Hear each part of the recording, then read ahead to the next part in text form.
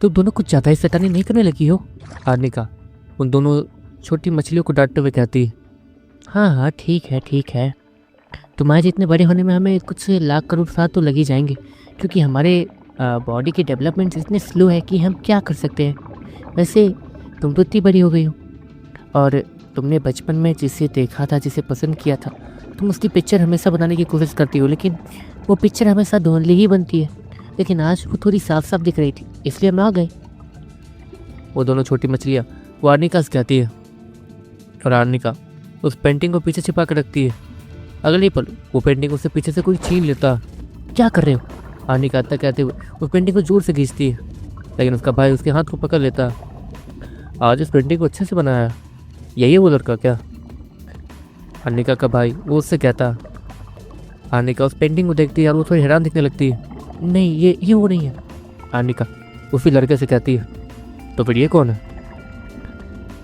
वो लड़का जिसकी कमाल की बॉडी थी और बॉडी पे बहुत सारे स्केल्स मछली वाले, वो आर्निका से कहता, ये मुझसे मिला था और मैंने इसी के दोस्तों की मदद से उस जर्नल को मैं यहाँ ला पाई हूँ, और भी बहुत कुछ।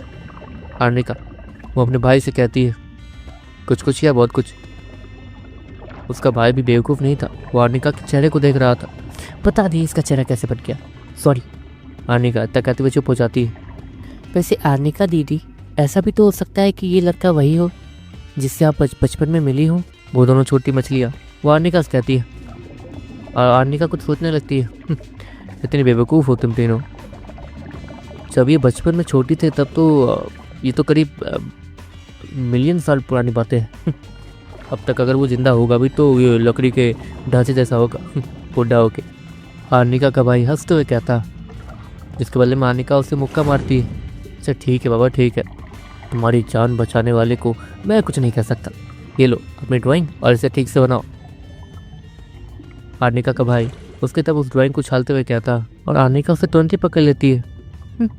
आर्निका वो अपने भाई को देखते हुए कहती है, जो कि उसे देख के हंस रहा था। देखते देखते आर्निका वो अपने कमरे में चली जाती है, जो कि एक आलीशान सा कमरा था। सारी चीज़ें पानी के नीचे थी, चारों तरफ पानी पानी, नीली रोशनी वहाँ चमक रही थी। आर्निका देखते देखते अपने कमरे में बैठे रहती है, और उसके कमरे में कोई आता है। माँ, आर्निका अपनी माँ को देखते हुए कहती है, उसे गले लगा लेती है।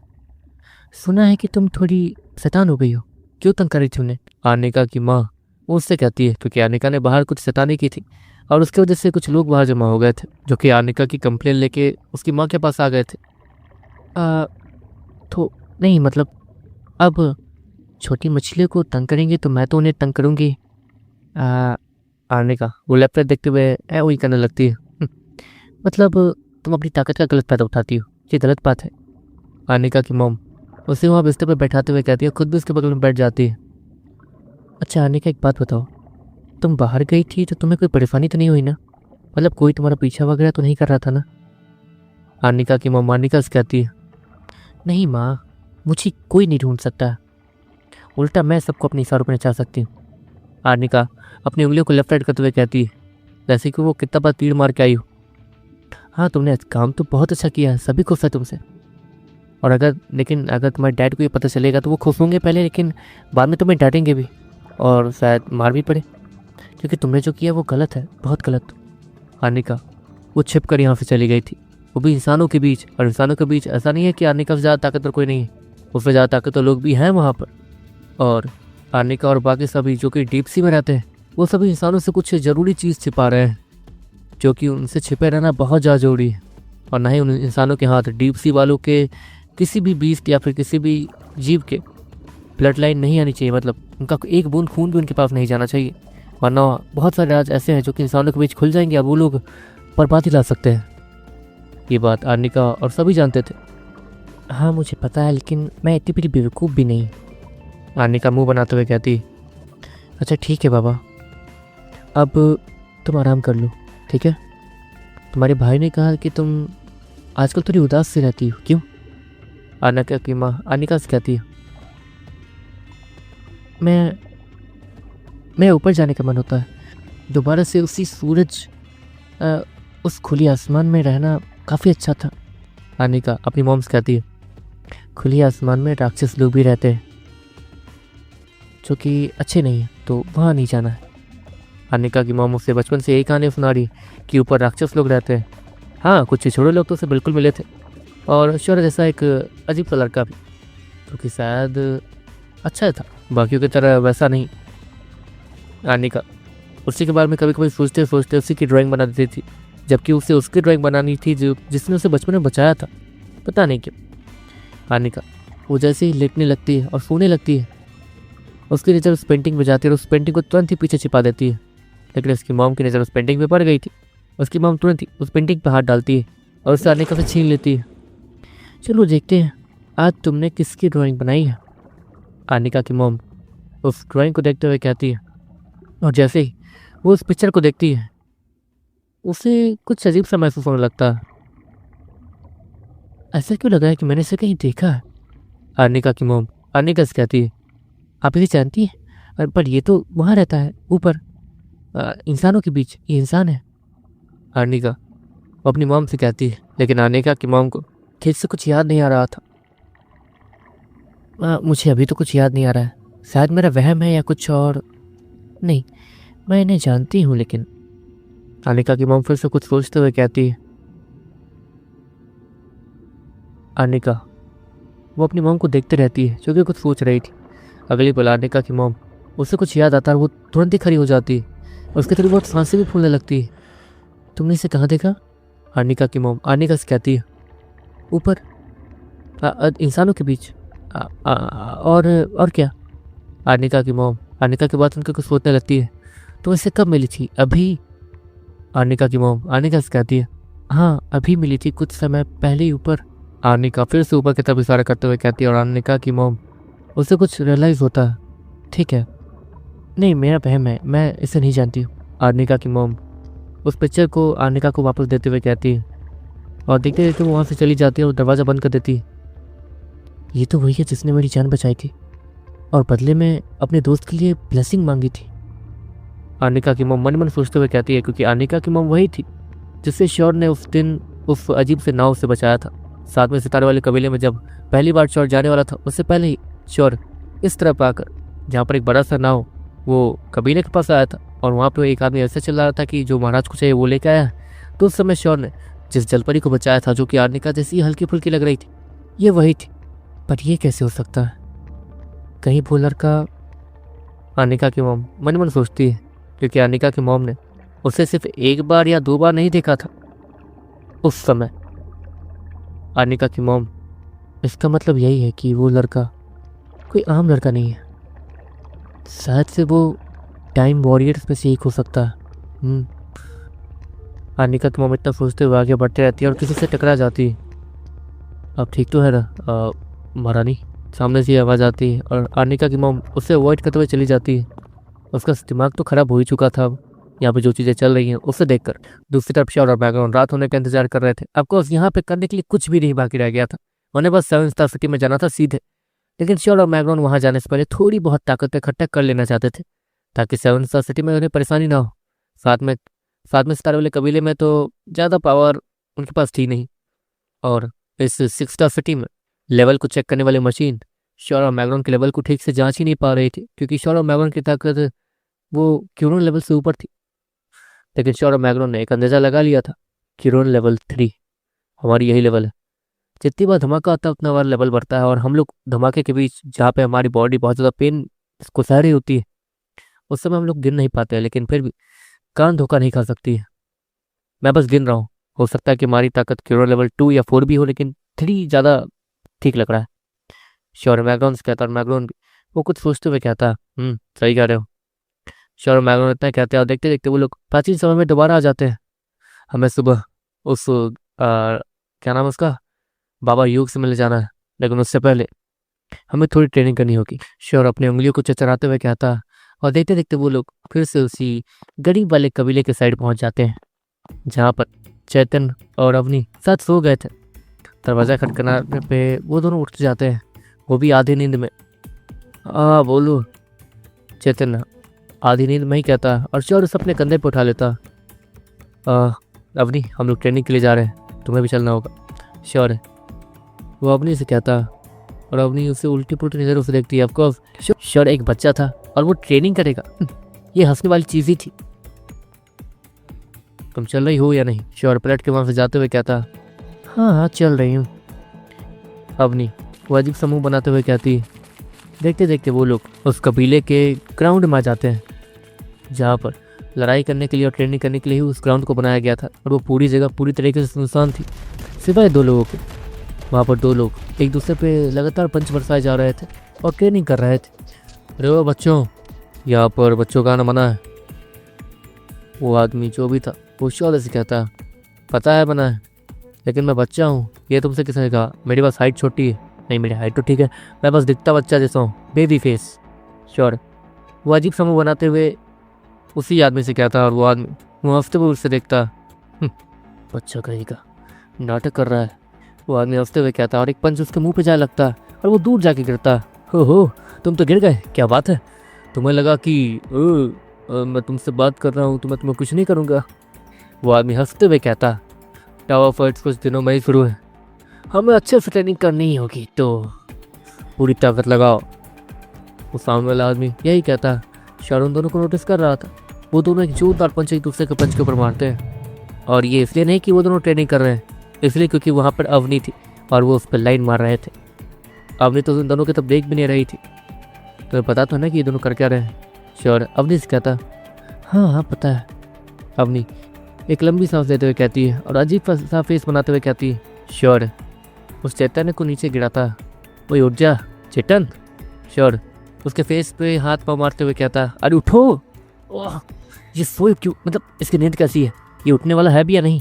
श्योर अवनी से कहता, मुझे तो पहले से पता था कि हम यहाँ बेकार में आए, क्योंकि जब तक ये सो रहा है तब तक कोई ट्रेनिंग नहीं होने वाली है। अवनी श्योर से कहती है, अरे लेकिन उठ जाओ यार प्लीज़, सुबह सुबह बाबा योग के पास जाना याद करो। श्योर चेतन के मुंह पे हाथ मारते हुए कहता, मुझे पैसे चाहिए। इतना कहते वो चेतन वो श्योर के हाथों को पकड़ के चूसने लगता है। श्योर तुरंत अपने हाथों को पीछे करता। अरे यार ये तो मुझे क्या, मेरे हाथों में तो मिट्टी लगी थी। श्योर हंसते हुए कहता, और चेतन वो जो अपने मुंह को अजीब सा बना रहा था, ऑफकोर्स उसके मुंह में जो कड़वी मिट्टी की स्वाद गई थी, इसलिए वो अजीब सा मुंह बना रहा था। अवनी उन दोनों को देख के हंस रही थी। श्योर अवनी को हंसते हुए देख रहा था। इतने में ही श्योर के करने पे एक हाथ आता। बच्चे यहाँ पर ट्रेनिंग के लिए आए हो? पीछे से वो दोनों लड़के आते हुए कहते हैं, हाँ ट्रेनिंग के लिए ही आया हूँ। और तुम दोनों को कोई प्रॉब्लम है? श्योर उन दोनों से कहता, प्रॉब्लम नहीं है, बस क्या है ना, हम लोग एक बहुत खतरनाक पंच मारने वाले हैं। अगर तुम लोग ताकतवर नहीं हो तो आपस नीरो को नहीं है तो तुम्हारी यहाँ चटनी बन जाएगी, इसलिए बोल दिया तुम दोनों चले जाओ यहाँ से। बाकी इन खूबसूरत लेडीज़ के पास तो पहले से ही नीरो कोर है, तो इन्हें कुछ नहीं होगा। वो दोनों लड़के स्माइल के साथ अवनी को देखते हुए कहते हैं, जो कि उनकी तरफ देख भी नहीं रही थी। वो अपने भाई को देख रही थी जो कि अजीब सा फेस बना रहा था। लगता है इस लड़की को फनी टाइप लोग पसंद है। लेकिन ताकत ज़्यादा इम्पोर्टेंट होती है ना। वो दोनों लड़के एक दूसरे के कान में कहते हैं, तुम दोनों जो बात करो मुझे सुनाई दे रहा। श्योर हंसते हुए कहता, ओह हो सुन लिया बच्चे, हम दोनों एक खतरनाक से पंच मारने वाले हैं, तो थोड़ा देख के, अगर तुम्हें दर्द हो, तुम्हारे सर में दर्द हो, कुछ भी हो तो चले जाना, ठीक है? वो दोनों लड़के वो श्योर से कहते हैं, हाँ ठीक है। श्योर नॉर्मली कहता, और देखते देखते वो दोनों लड़के अपनी पूरी ताकत लगा देते हैं। अपने पूरे एलिमेंटल पावर को एक साथ वो दोनों इस्तेमाल करते हैं। तो वहाँ एक जोरदार धमाका भी होता है, जिससे वो पूरा ग्राउंड वहाँ रोशनी भर जाती है। पूरी रोशनी वो पूरे ग्राउंड को जगमगा रही थी। देखते ही देखते वहाँ पर जब वो लोग श्योर और बाकी सभी की तरफ देखते हैं तो वो लोग नॉर्मली खड़े थे, और बैकग्राउंड वो चैतन्य के चेहरे के पास बैठा था ताकि उसे ज़्यादा कोई परेशानी ना हो। श्योर भी जानता था कि ये ताकत सच में अच्छी और डरावनी थी। श्योर तुरंत ही अवनी की तरफ देखता जो कि नॉर्मली बैठी हुई थी, और उससे भी कुछ नहीं हुआ था। हाँ लगता है हमारी ताकत एक जैसी है। मैं तो पूरी तरीके से काँप गया हूँ, लेकिन हाँ अवनी भी काँपी होगी। जहाँ तक है वो बस दिखा रही है कि वो सेफ है।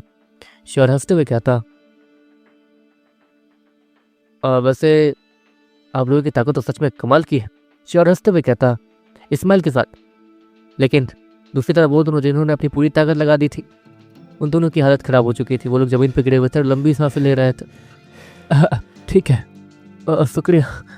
वो दोनों वहाँ से जैसे तैसे खड़े होकर जाते हुए कहते हैं, उन दोनों की ही ताकत ज़्यादा से ज़्यादा क्यूरोन लेवल 4 या शायद 5 हो, लेकिन 4 होने के चांसेस ज़्यादा थे, इसलिए उनकी ताकत क्यूरोन लेवल 4 ही थी।